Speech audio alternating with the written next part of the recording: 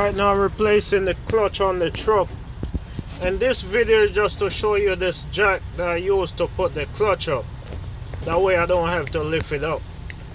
Some of the way the clutch come in now, it all come mounted together except for the very top clutch disc.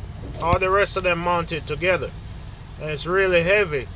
So if you have this jack right here, and all it is just a regular floor jack, and at the end of it you weld on an input shaft on a piece of plate, and you put that plate inside the jack and use the jack to lift up the clutch.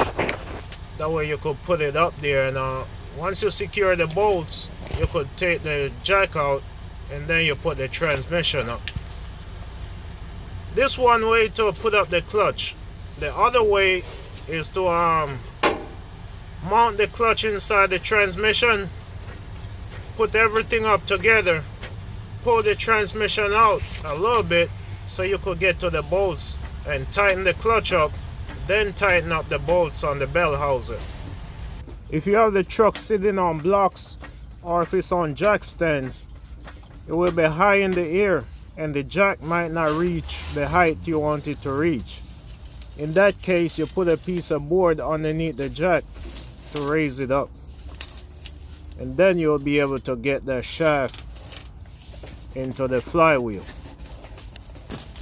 This is not the easiest way to put up a transmission. The other way, where you put the clutch inside the transmission and put everything up together, that's a lot easier than this right here. And the transmission jack could go a lot higher than this jack. So if you're going to do your transmission, if you're going to take your transmission out, or if you're going to change your clutch, make sure you get a transmission jack. Make the job a lot easier. And you could get them on Harbor Freight for roughly about $300, probably two something. Between $300 to $400 you could get them at Harbor Freight. You could also get them at Marketplace between $50 to $150. Some of them fairly new, some of them old. Just go check it out, jack it up, make sure the hydraulics holding when it's up in the air.